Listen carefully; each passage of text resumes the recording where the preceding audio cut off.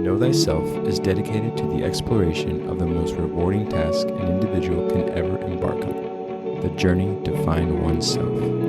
Our intention is to investigate the universal principles that have equipped our species to seek the treasure of all treasures, self-knowledge. With your host, Daniel Pawinski and Eduardo Manteca, this is the Know Thyself podcast. And here we go. No muggles. No muggles. Welcome to the Know Thyself podcast. Another episode, another week. And once again, always excited to have the good man right in front of me, Daniel. What's going on, my man? Daniel Pawinski and myself here, Eduardo.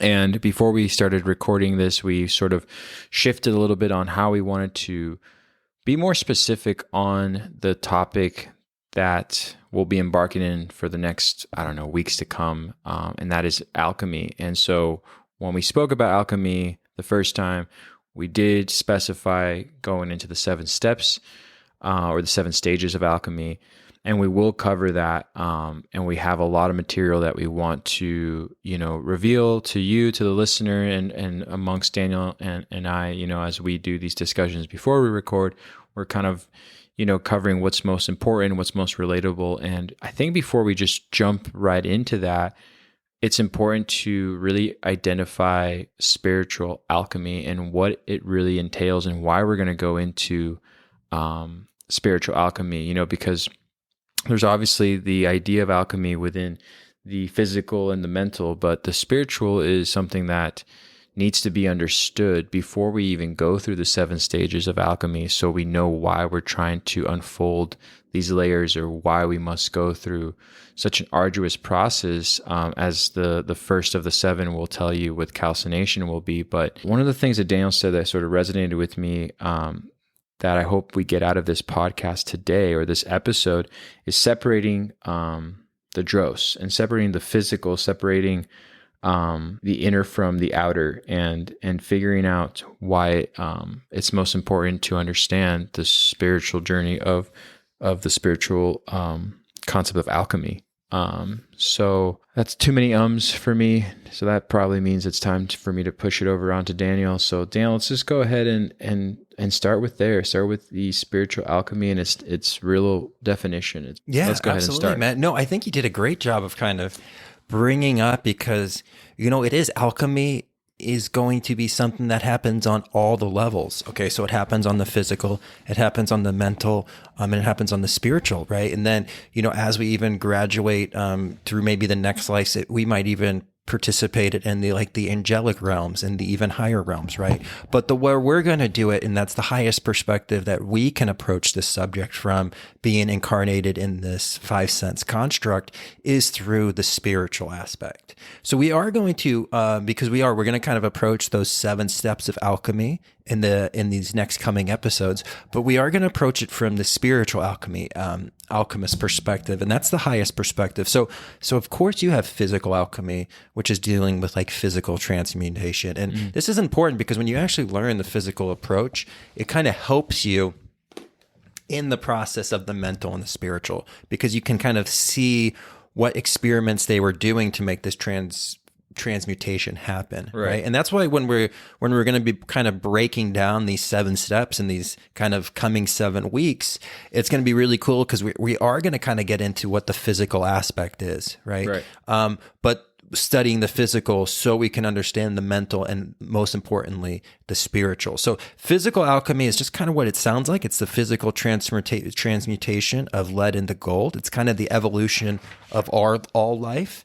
And then mental alchemy, that really kind of deals with manifestation. So mental alchemy is very important, and that's going to be something that a lot of the students who listen to this podcast and all of our fellow students kind of know, and that's kind of how you attract the events into your life, and how you kind of push away the events you don't want to come into your life. And that's a very important aspect of alchemy, and we will kind of study mental alchemy in the future, but our really biggest aspect that we're going to be studying because not only is it the most important aspect in alchemy, but it's what we need the most in kind of the aggregate of society right now, is this spiritual alchemy. And this is going to be the highest aspect of alchemy we can do in our current incarnation. Right. And what's kind of nice about this is kind of taking the classical wizard and witch approach, taking magic and taking this occult knowledge beyond just manifestation. Okay, because manifestation is important. We are creators, so we have this ability, but really we're going to take it from a different viewpoint, and it's kind of a higher perspective. And so what the spiritual alchemist is kind of concerned with is it kind of has this understanding that all life and all of its experiences within life must be considered and studied from the interplane of realities. So that's being said, really the spiritual alchemist is going to kind of look at every event and every experience and really kind of weigh it. What is its effect on the soul? What is its effect on my soul and my own spiritual transformation? Okay. So what they're going to do is a spiritual alchemist really identifies that, everything in our environment is a vibration. Okay. That includes experiences. So not only the material objects that we see are vibration, but our thoughts are vibration, our emotions are vibrations, and even our actions are vibrations. And that being said, the combination of everybody's actions together, that what we call experiences, those are also a vibration. So what the spiritual alchemist is trying to do is it's trying to kind of raise the intensity, raise the concentration and the observance of all experience into the plane of spiritual substance. So taking every experience that happens in the spiritual alchemist's life, raising the vibration of it to get the highest perspective of it, right? So just like we're going to be raising the vibration of the lead to try to make gold, they're going to do that in the kind of the same situations. And that's kind of what we're going to be kind of talking about right now. So really what the spiritual alchemist is going to do and what their laboratory is the waking life and this like walking consciousness. And what they're trying to do is they're trying to separate themselves from almost like an attachment to appearances. Right. Okay. And that's what's going to be really unique about spiritual alchemy, because it really is going to kind of look at life a little bit differently than even like what the mental alchemist would look at. Okay. So this is really the higher aspect. And so really what this is, the spiritual alchemist is trying to do is it's really trying to kind of break all of the experiences of life up into the 7 metals. And really kind of find those metals and those purified metals in every situation. So it's really the searching, purification, and transmutation of the metals that we know of the alchemist's gold. But what they're trying to say is every experience to the spiritual alchemist is made up of 2 parts, the real metal and the dross. Okay. And this is what we're dealing with. So one of the main things that we kind of wanted to cover is what is dross? Like, what is this dross? What is this aspect that we talk about? Because alchemists are going to talk about it, and it's going to be very important in the first 4 steps of alchemy is that dross, right? So we really kind of have to define it, just like when we went back and in that episode on the Emerald Tablet, we really kind of broke down, like, yeah, we went through the Emerald Tablet, but the main aspect of that was kind of breaking down what is the one thing, right? What is this one thing that you're working with? And that's really what we were kind of defining. And in the episode on natural law, we really kind of looked at what is mentalism? What is that one mind, right? So what we're kind of looking at now is really kind of breaking down so we get a better understanding of it. What is this dross? What is this aspect that you try to burn away in those first couple stages, or you either burn away or you wash away with water or you separate with air. But what is this? What is this appearance? What is this aspect that we call the dross? And again, when you kind of read about alchemy, you can read about it as many kind of separate things. Mm-hmm. But really what we're going to kind of look at is kind of defining what they are, surface and even deeper. But again, the alchemists really kind of thought it was possible that in each experience, you had the ability to separate the dross from the actual metal, from those alchemical metals. And that's what we're kind of looking for. So in every experience, there's going to be a lot of dross. There's going to be a lot of distraction. There's going to be a lot of external effects. And it's the spiritual alchemist's job, or you can say their mission, to kind of filter through that whole experience and find the little specks of the pure metal of experience, right? So finding those pure aspects of lead, Right. finding those pure aspects of copper, finding the cure, of even the mercury, right? And kind of going through life and really seeing where these metals are. And those are the metals that we're going to collect. And they might have to go through some kind of purification. And they might have to go through some transmutation. But this is the currency that we're going to collect that's going to help us make that alchemical gold. Wow. Does that make sense? Yeah, absolutely. Absolutely. So the idea being that, it's always possible in every experience, because every experience is made up of two parts. So you have the real metal, and then that's the nourishment for the soul. That's really what the universe is trying to alert you to. Okay. And then you have the dross, and that is the distraction. That is kind of like the physical world. That's the external effects. We'll kind of get into a little bit more definition, but in every experience, everything that we participate in life, there is two parts, and there's that real metal and the dross. And the dross is going to be easier to identify. It's going to be easier. It's going to be easier to find. Your life is going to be easier if you live within the dross. But the problem is once you start going through calcination, whether that's by your own imposed calcination or the calcination that is brought on by nature, so you go on the journey, all that dross is going to burn away, right? It's not real. It's just this external substance that's never going to hold up to the fires of calcination or the waters of dissolution. Right. So this is kind of like our material attachments, right? This is the idea of I'm in this career, and even though it doesn't do anything for me, I've got this beautiful house and this great car. Well, the house is going to decay. You're not going to be able to take this house when you pass on.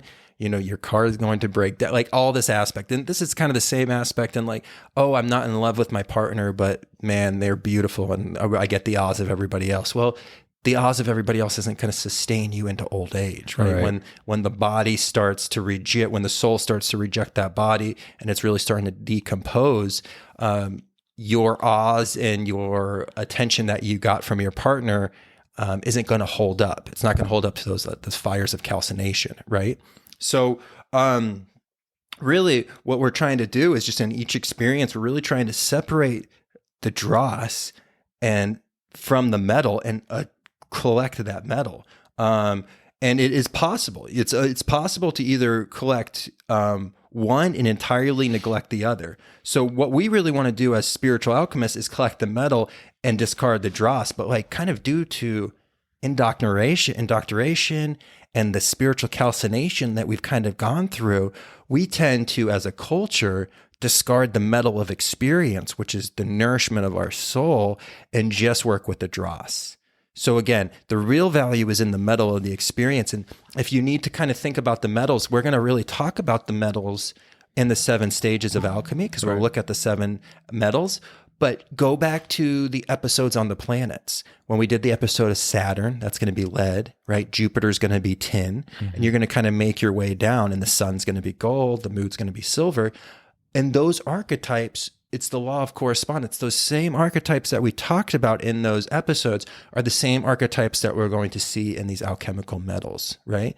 And this is the same thing when we were talking about completing the zodiac. What was that all about? It's about getting all those archetypes of life in the order together and kind of completing that picture. And how you complete that picture is by obtaining this pure metal. Is that kind of resonating with you? Absolutely. Okay. Absolutely. I mean, we live in a world that, as you were just talking about the indoctrination, but we definitely live in a world that we witness that all the time, which is the dross. So the dross is something that we'll definitely pursue within, the idea of the ego. And we'll get into the ego and surrendering to, the ego away during calcination or the process of calcination. But before you can even do that, you have to identify what that is, what the dross is. And it's really hard to do. I mean, you have your true intention as to why you're putting yourself somewhere or doing something in the physical world, and then you have the intention of the world around that surrounds the intention by its dross. And so you're competing with people who their eyes really are fixated on the physical. So if you start delivering what the eyes that are basically close to truth want to see, then you'll find yourself sort of deteriorating from the in out. So you'll start realizing, well, why would I even start this career path in the first place if it's not bringing me fulfillment? Well, the fulfillment is what you should always pursue, which is that metal you're talking about. That real inner like drive is what should keep you on the road. But it's really hard though, again, because like for you to compete, say like in the marketplace, that is that dross. And so you're like, okay, well, I have something here that is pure, that's coming from me, from my inner self, and I want to be able to help others reach that. It's very difficult because you have to go through these thick layers of just like basically bullshit that aren't really real. But people have to go through it anyways to find out that it's not real, because it looks real because it is physical. So it's like, oh, that is a house, that is a car, that is a nice, place to call home. But at the end of the day, when your physical body is set enough, it's very hard for you to like bring that all into the hospital bedroom with you. And you're like, I need it right. It's like what you really want is internally having, if you want to collect anything, that is while you're here, it's collecting that inner, like the purification of each experience that you actually had along the way, and the victories of saying no to something that didn't serve you and saying yes to that didn't seem to be surrounding that sort of material reward, which is so hard to do, but that's just the world we definitely live in right now. We chase after those things that are empty at times. But so I agree that what you're saying with regards to spiritual alchemy and going a little deeper into the definition of it is important to sort of like wrap your head around before you even start the 7 steps. Go on, man. Yeah, no, I think it's right, man, because we have to see the port that we're embarking from, and I think that was the thing, because it's kind of funny. This was not the plan. This was kind of the most impromptu podcast that we've ever had, because right. Usually we might call like an audible a couple days before it, but we usually have like a deep conversation about it and we decide it. But today it was just like I showed up and we started talking and we're like, hey, maybe we're jumping into this calcination too quickly, and maybe we do need to kind of cover this spiritual alchemy aspect. But I really kind of want to bring up to just what you kind of brought up, the idea of feeling empty.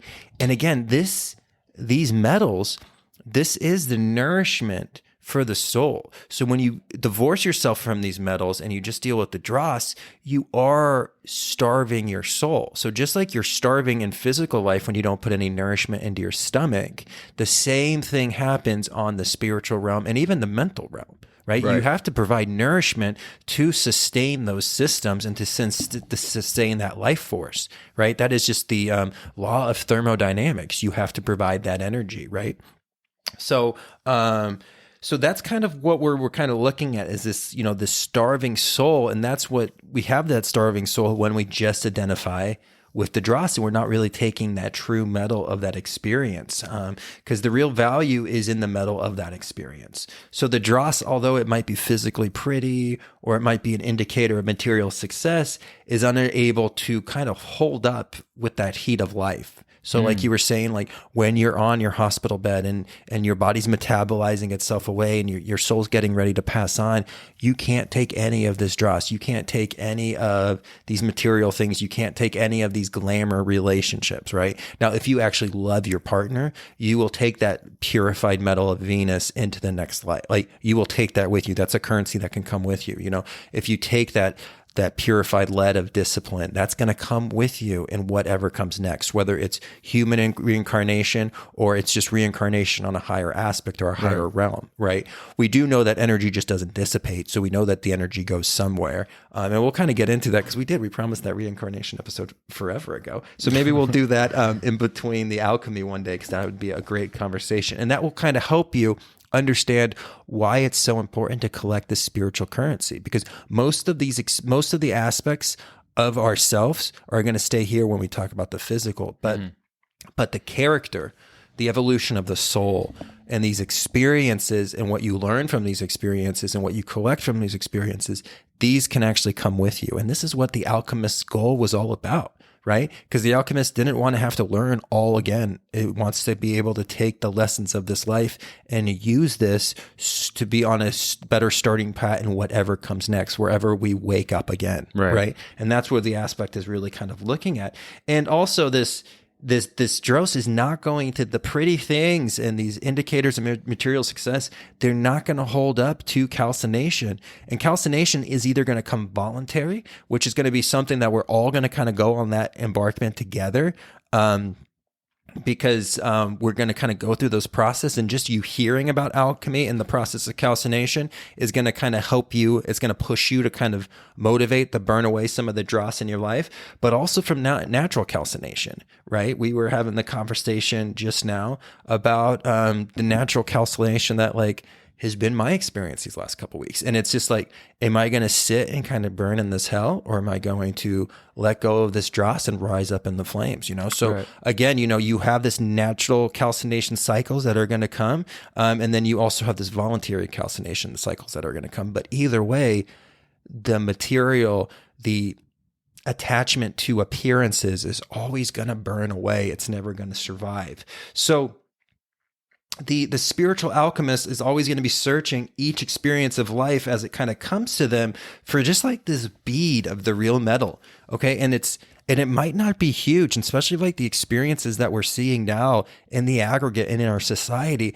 You really have to kind of do some mining, and you really kind of have to do some searching to find those beads. And then in other experiences, you're going to find that metal and it's full, and it's going to be in like bars, right? And you know this by like maybe spending time with like, but for me, it's like my niece and nephew. But for the individuals on here, maybe spending, time with your children, you're going to find those metals in like huge bars where you don't have to really dig through the dross. You're like, I know exactly what's happening here. When you're with loved ones, when you're with great friends, like that's why you like those experiences, because you're collecting a bunch of metal from those experiences because it's really easy to find, right? That's what kind of pulls you to that aspect. That's what's really especially when you're on like, an internal growth path of like, I want to kind of, evolve my soul. You're going to kind of do that, right? Because that's what you're going to be kind of attracted to.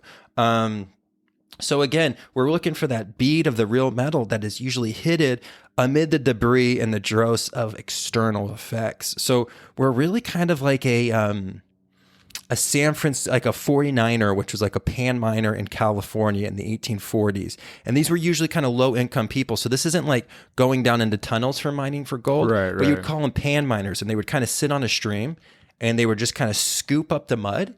And then they would have this like sifting aspect, which is very interesting because that's kind of like the third stage of sifting through.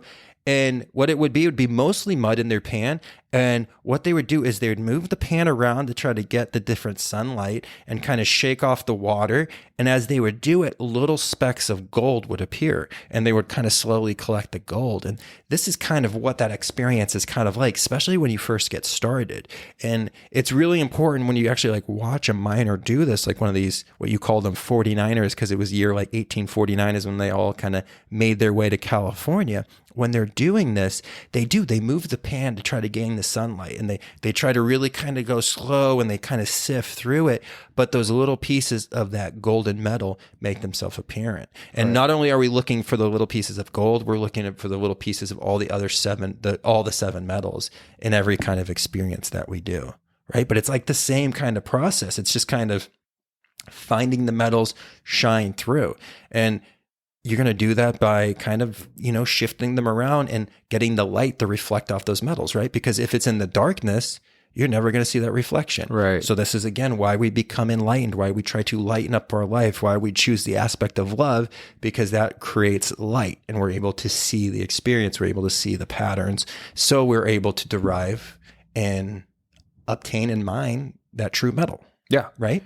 No, and that's awesome. I really like, and I love that we shifted the order of what we were going to do with the podcast, because again, once we go into the whole idea of the 7 stages of alchemy, to make a full circle here, our intention has always been obviously to just sort of aid one another along this path that we're all on, but also be a little more specific with some of our own experiences that Daniel and I have had, or people we know around us. And I think it's just a really special time right now, if I could add this in, where more people are demanding that metal that Daniel's talking about out of a situation, rather than the dross that it comes with. Because I think before, it would take years before you would realize, oh, I've just chased the wrong thing or participated in the rat race to get zero fulfillment of the soul.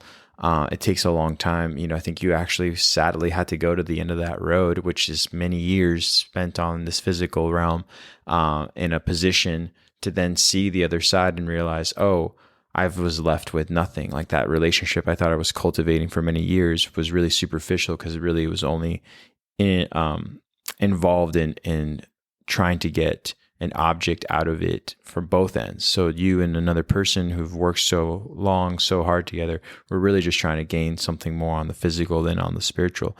And again, what's special right now, the time we're living in, is that you can kind of sift through that a lot quicker than before, because people have already had these experiences, if not in the past, or they're having them now, where they're like, oh, I got what I wanted in reality and the physical, and it's just done nothing for me internally. And that's happening more and more, in my opinion, in like shorter intervals, where again, before it was a very elongated process where people were like, oh no, the corporate ladder's where it's at. I'll worry about my spiritual needs later when I'm an older man.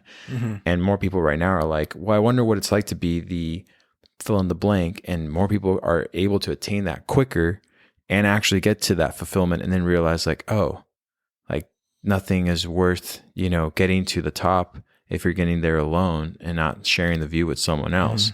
So you got to go down a few steps, many, many steps, to finally find someone who's willing to go up there with you hand in hand to see that view with you. But if along the way you just dismissed a lot of people, like it's really hard. You're gonna have to keep going down way more flights of stairs to be like, can you come upstairs with me and find the view? It's like, no, remember when you're here on the 8th floor with me? You basically told me to find another person to complain to, and now you're complaining to me that you need someone to see that view with you. Well, how the tables have turned. That person's like, ah, damn it. So they go down another floor and they might have to start from the beginning. So I think it's good that we start here with this spiritual, or the idea of spiritual alchemy, because that's what this is all about. Even and then occultism and all the things that have been defined on this podcast, once again, are just always there to aid us along the way of what's true and what's false. But we're definitely born into a world of like this dross being surrounding us entirely. So it's really hard to kind of like sift through that. So I really like that analogy of the 49er.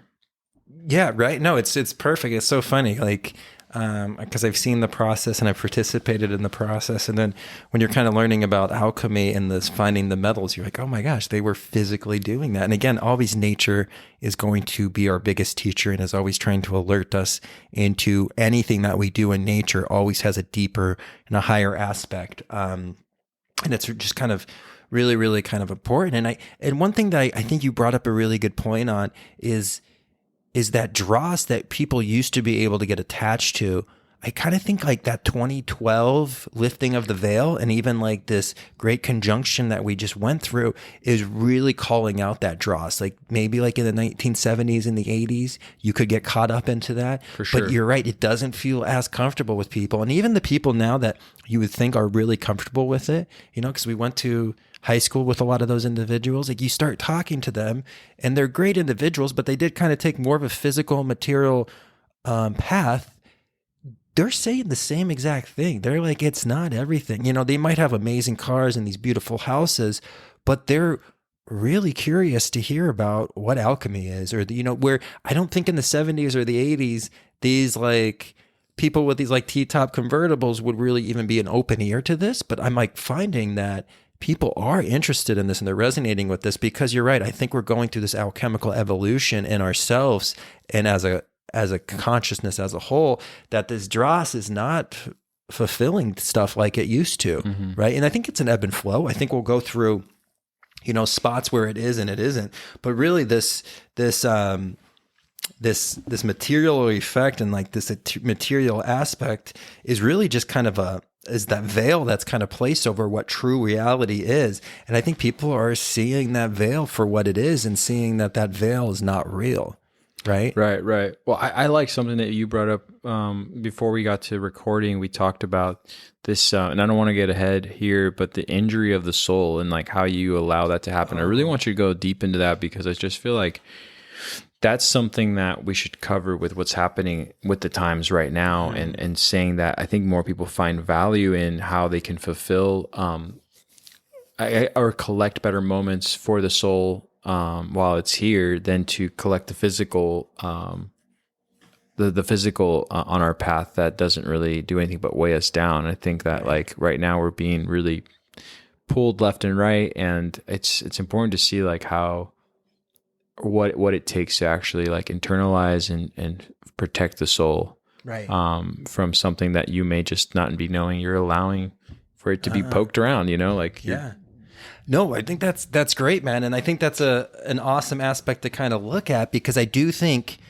when you look at the body and its connection with the soul and spirit, it's a really good example of what is the dross, which is the external aspects of life, and what is the true internal aspects of life, right? So often we kind of think of ourselves to a great extent as the flesh and blood that we are, but in true reality, right? So again, in appearance, if we're attached to the appearance of reality, that's all we see. Like we see the flesh and the blood of somebody, like the bones and the blood and the flesh of somebody, right?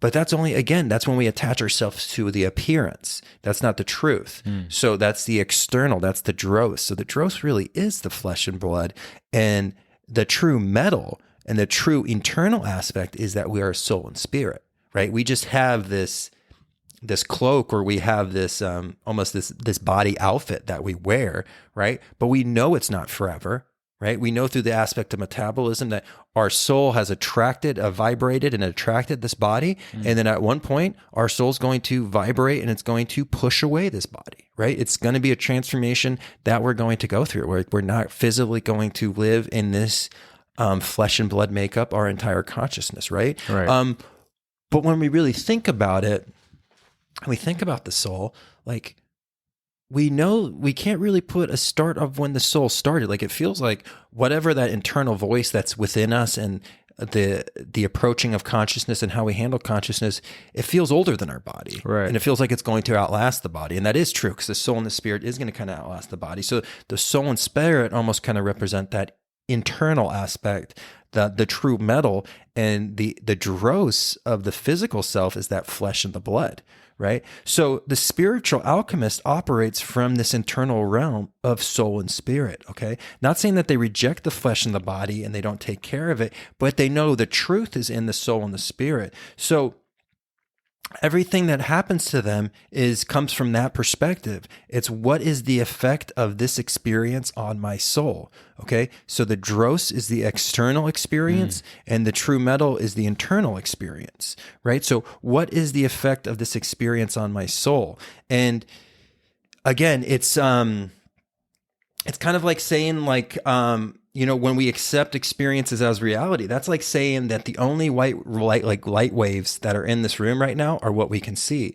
And that's a mistaking the appearance for reality. We know that there's ultraviolet. We know that there's X-rays that we can't perceive with our instruments, right? But if we are attached to reality, that's what we agree. We're just like, oh no, it's the rainbow and that's all the colors that exist, right. Which we know that's not the truth. So again, perceptions are only as good as how much they are aligned to truth. Okay. And when you accept appearances for reality, you put yourself in the situation of collecting the dross rather than the metals.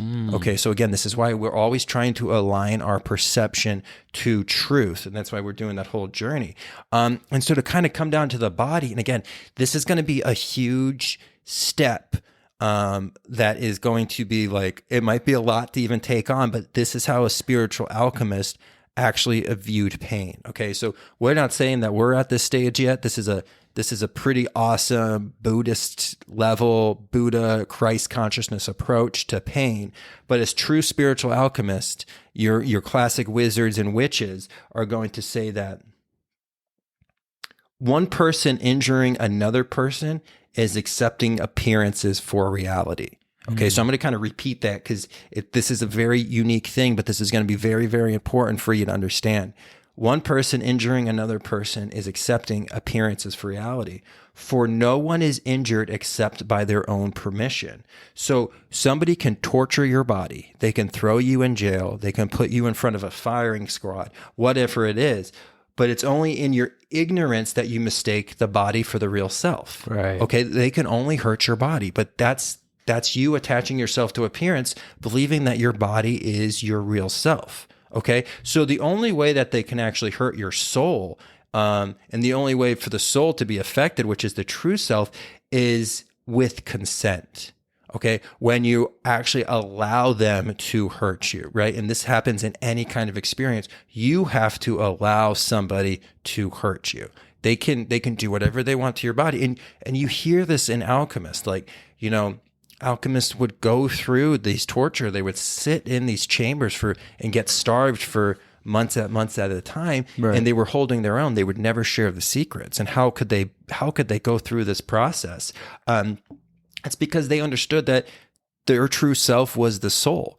And there is nothing that these individuals could ever do to their body that could ever affect their soul. Right. And this is so, so important, because, an event in itself has no power to affect the soul except through our attitude of the soul towards it. So if we accept the appearance that we are body and flesh, we are able to let somebody hurt us. But when we actually take that transitory step, that higher transformation, and that highest perspective, again, that we're all going to try to make our way to, and I'm not saying Eduardo and I are at this point yet where we can actually make this happen in our life, but from the spiritual alchemist perspective, you can separate. They're like, that's my body. And like, you can, if you want to torture my body, if you want to do whatever it is, that's fine. That's not, I am a soul. My true self is my soul and my spirit, and there's nothing you can ever do, right? And that kind of brings down to the, and I know we've broken down this word before, but we're going to kind of do it again, an insult, right?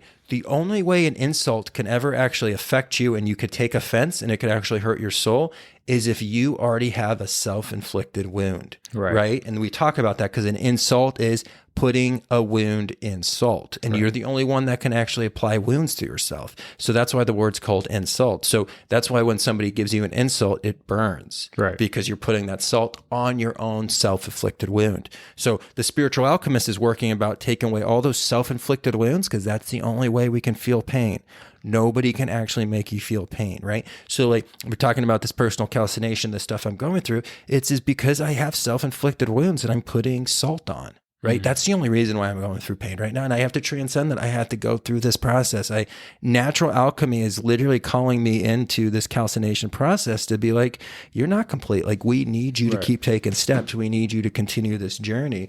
And I'm so grateful for it, right? Because I do need to become the person like I want to become.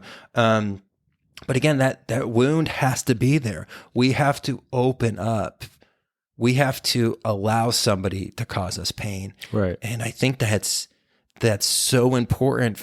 And this is why you stand for principles. And this is why there is stuff that's, the truth is worth dying for, because the truth is connected to your soul and spirit. Right. And it's everything. And that's what the spiritual alchemist is making their way through. And when they make it to that aspect, they are at peace, whatever's happening. Again, they're not going to let, stuff happen in front of them that where other people are getting like physically hurt. Like, obviously you step in, this doesn't say like disconnect from reality, but what it's saying is this: nobody can actually hurt you, whether it's physically, mentally, emotionally, or spiritually, unless you open that up and allow it. Right.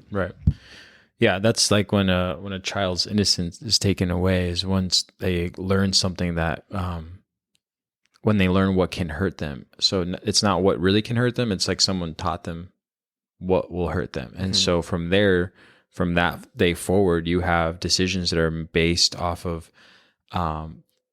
plausible consequences. So you're basically making decisions out of fear.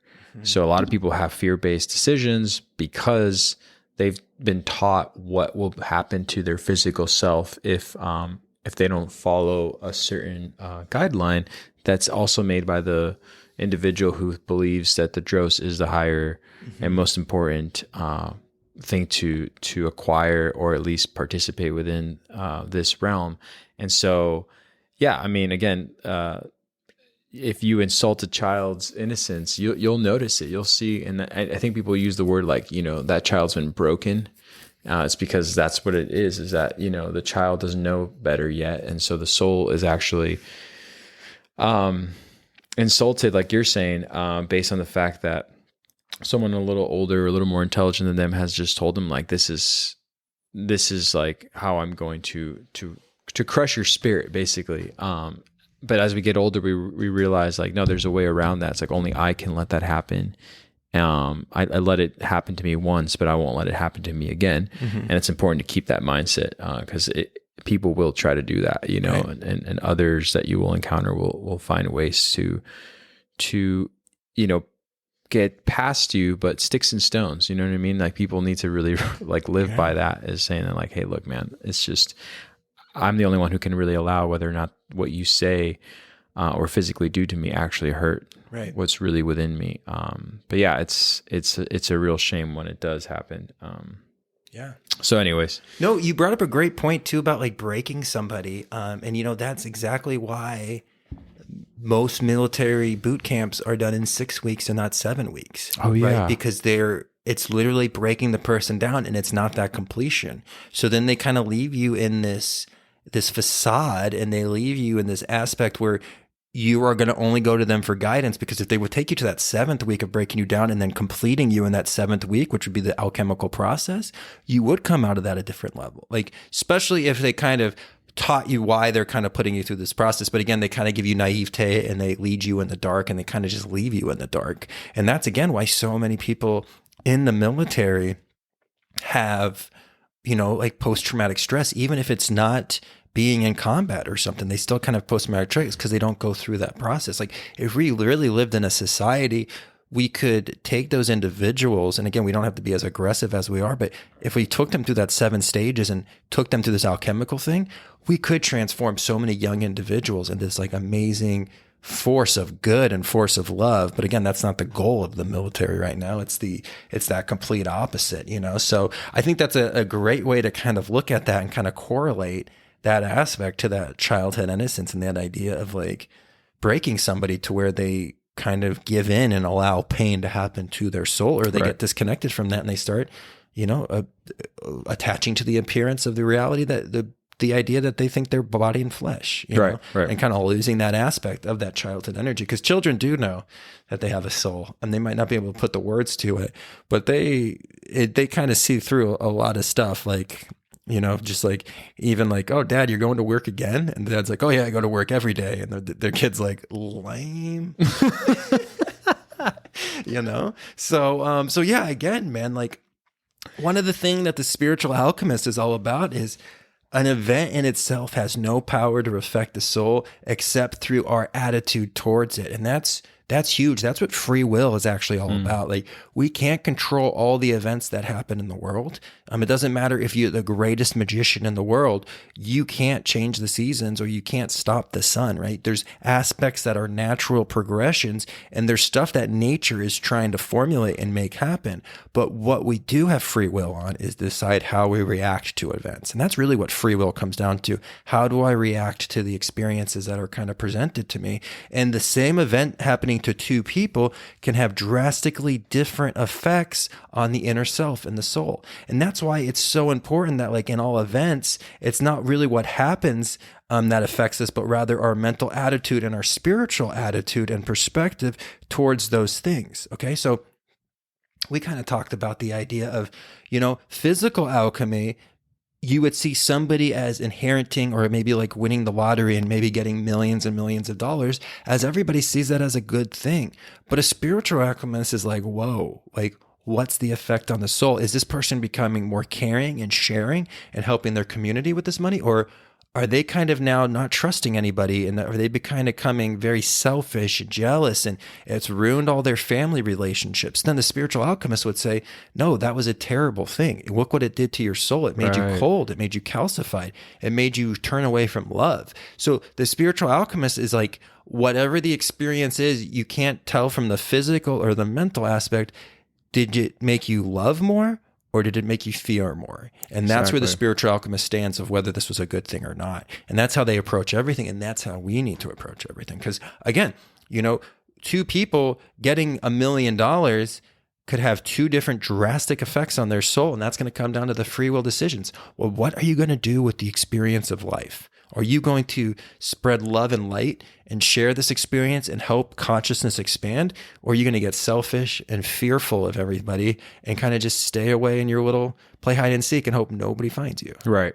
You know what I mean? So again, perception in regards to growth and nourishment of the soul is so important to the spiritual alchemist, and having that highest perspective so you can kind of see these effects. Because in every experience, the alchemical metal is present to provide the proper nutrition of the soul. It just depends if we're mining it and collecting it, and how much are we collecting, right? And how much dross are we holding on to, which is going to have to be burnt off through calcination, again, right, either through our own free will decisions to go through calcination, or Mother Nature coming through and being like, oh no, like you're collecting a bunch of BS right now. I'm going to burn you up, right? Pretty much. Exactly. And then we find ourselves burning in our own hell again. So these metals of each experience, which the metals are always going to be assimilated through the correct attitude. And these are the key factors in consciousness, in our quality of consciousness, and the development of our character. So again, these metals that we kind of mine in each experience are assimilated through the correct attitude that we take. And this is going to be a key factor in our quality of consciousness, and also our development of character. And our quality of consciousness and our development of character is what follows us after the grave. This is the currency that you take on. This is what we're going to bring on to the next life, whatever that entails. So it's often, we only identify with the external things. It's only when we view the internal that we perceive the effect on character and increase the power of the soul through that nourishment. Right. So again, it's all about extracting the true essence of the experiment of this alchemical experience. And that's what's going to provide us really the proper and the correct nourishment of the soul. And that's really kind of what we're kind of focusing on in this time, and how important it is. And one of the other aspects of the spiritual alchemist is they're able to approach life more accepting for what nature provides. Okay, because the spiritual alchemist has a holistic, higher perspective. So he understands that every individual on the path has it's his and hers own unique job to be performed for the evolution of consciousness. Mm-hmm. Okay, so they are accepting of the metals that nature provides, and they're accepting of how much purification they have to go through. And it might be a little harder for you to find certain metals than others, but you know what? It's probably easier for you to find certain metals than others as well. And you might have to purify and really clean certain metals and go through other experiences. And you might feel like you have to spend a little bit more time in calcination. And you might feel like you're always kind of burning in your own hell or lost in your own dissolution. But you have to accept the fact that nature is the boss, and it is growing you and grooming you for a unique opportunity that it needs to accomplishment. So consciousness evolves and we continue this evolution. So we can't compare ourselves to anybody else of like, oh, that person's life is easier, and look at all the great things that they have, and they have a partner, and they have this and they have that, and their family's all intact. Like, that's great for them, but that's not you. Right. And you need to accept this aspect, and you need to come to terms with like, you know what? I might not be the best at this, or, I might have to, it might spend me a little bit time to find the copper of love, or, I might not be that optimistic Jupiter, and I might have to really search for that metal of optimism, and I might be kind of feel like I'm negative. That's fine. Like you need to collect all the metals, and you're going to do that process, but you can't compare yourself to anybody else, because you are being formulated for its own specific job. There needs to be, in the great work, there is an infinite amount of workers. Okay. And as we all accept the responsibilities of our lives and we actually conduct the work we need to do, consciousness evolves. A more unique, exact pattern is kind of put on top of the other pattern. And again, those patterns are going to be infinite, and consciousness is always going to get more complex, and it's going to have more flourishment that's going to happen. But that's only going to happen when we accept the idea that we can't attach ourselves to the idea of, oh, but this is how this person does it, and this is how I'm going to do it, because they're doing their own work within the alchemical great work, and you have to find out what yours is. And you can't be discouraged by maybe you think life is a little bit easier for other people, because that's not what it's about. And maybe you need to go through these challenges. Maybe you need to go through this torment time, because like the universe is, again, nature is trying to get you to the position it needs to do. Nature's not going to put pain on you that is unnecessary. Nature doesn't have time to do that, nor does nature have the consciousness to do that. It's only going to put pain on where you need to grow. And that's something we have to accept. And like, again, it's so much easier being said than done, right? So like, it kind of goes back to the idea of like, oh, the spiritual alchemist says like, nobody can hurt me. Well, that takes a lot of like, that takes a lot of enlightenment. That takes a huge dedication to this path, but it's attainable, right? And you completing the work you were called to do is attainable. And I promise you, you might not get the physical things you want in life, and you might not get all the aspects that you want. But if you obtain the great work and you do what you need to do on your final moments, when you're passing on to the next life, you will feel the ultimate gratitude and the ultimate experience and the ultimate completeness, and everything that were the challenges and everything else will make sense. Absolutely. And we just have to keep striving for that, right? Absolutely. Yeah, every selfless decision you ever made, every decision you knew that wasn't right within, that instinct or that soul, will definitely come to light in that, I think, those last moments. And I can say that just based on like working in a field that has had people at the end of life in hospice. I've worked with a lot of people in that end of life, and that's really all they care about is like what they had to show for while they were here. And not by the physical sense, but by the spiritual, and that's what this is all about, which is why we're going to go into the 7 stages of alchemy. It's like, why even go through such an intense process, even with the very beginning, which is calcination, right? Like known as the wake-up call. And it's like, no one likes a wake-up call, right? Like even if you're like, oh, I'm ready, it's like, it's a stressful event when, you gotta, answer the call and pick up the call.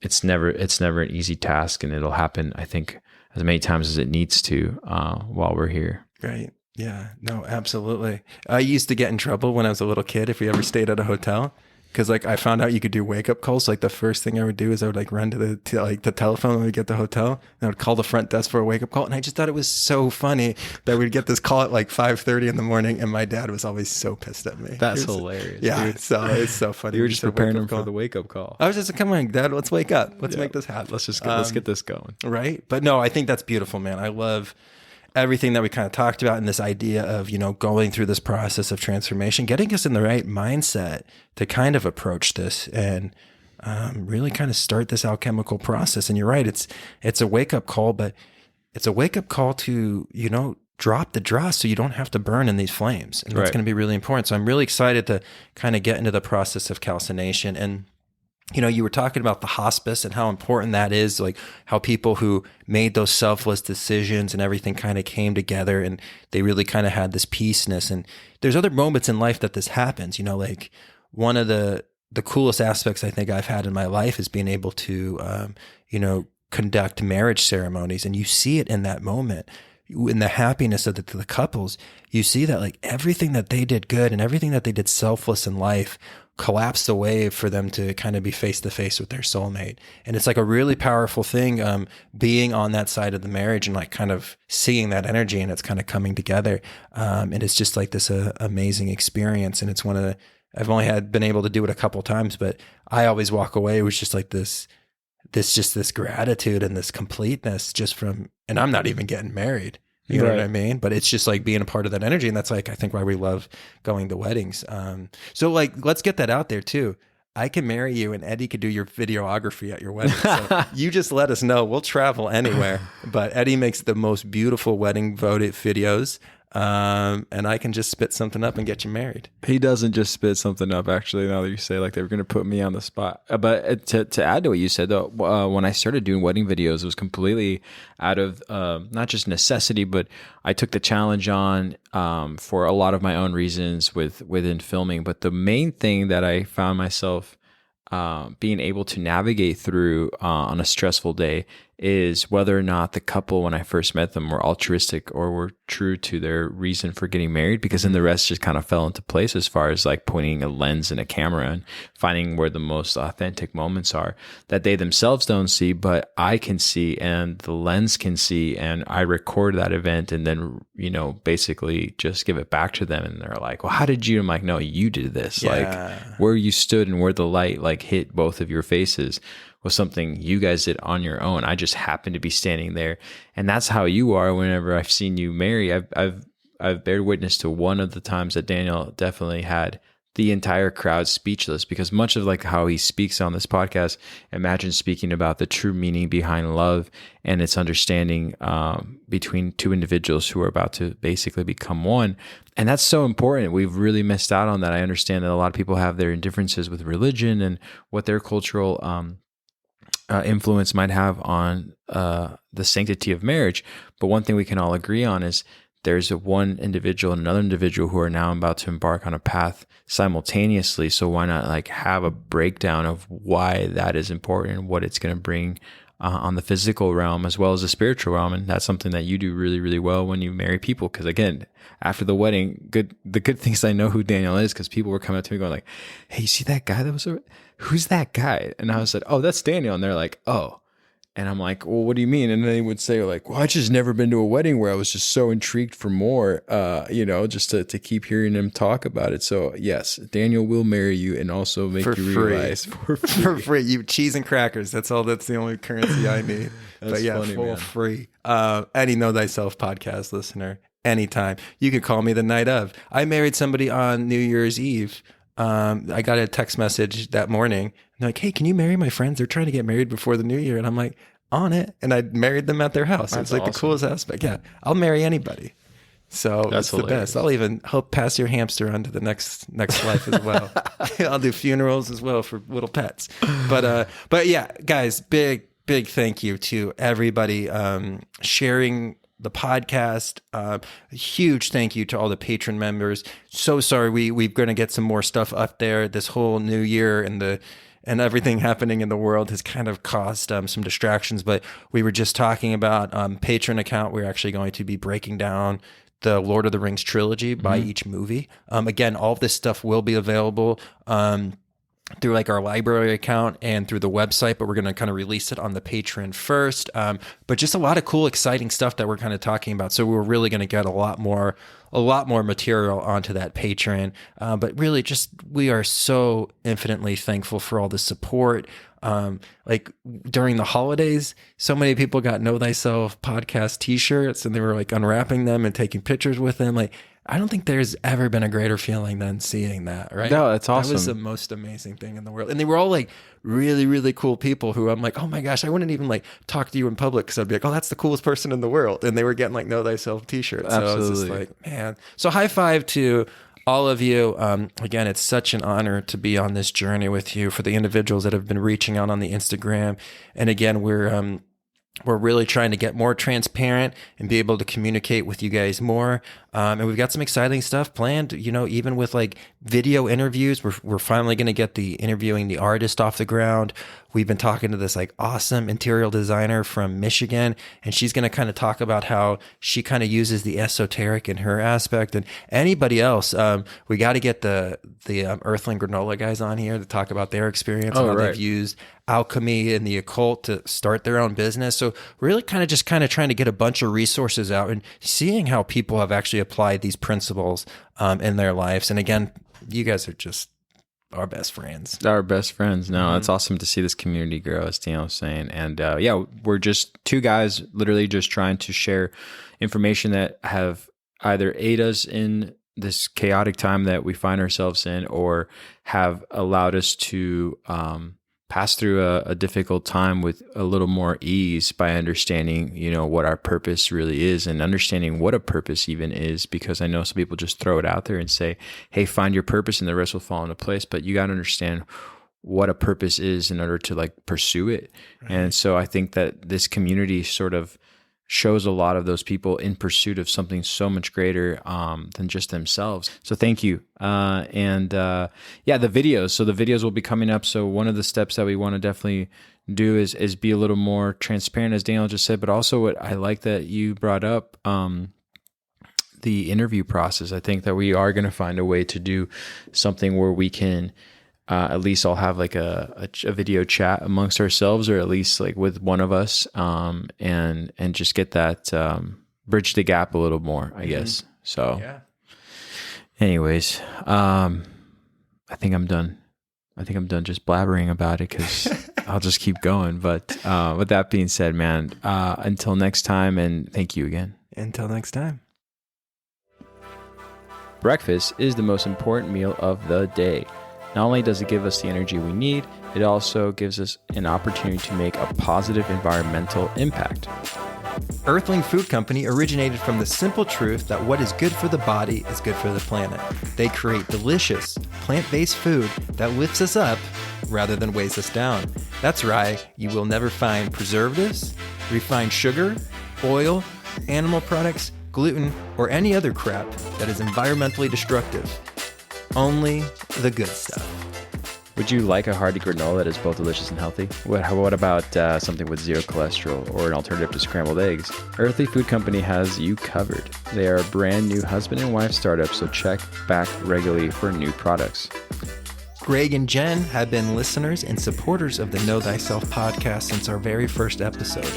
We first collected on a philosophical conversation, and then through the conversation learned about this really exciting new project that they were creating, which is a organic, amazing granola that they want to share with all the listeners of our community. Artisan granola and seasoning make a great holiday gift. Visit earthlingfood.company. That's earthlingfood.company. Did you say earthlingfood.company? That's exactly what I said. To order online and use the discount code Know Thyself. That's one word, Know Thyself, for 15% off your purchase. They are also offering free shipping on orders over $70. So, order online today. I would do it like right now.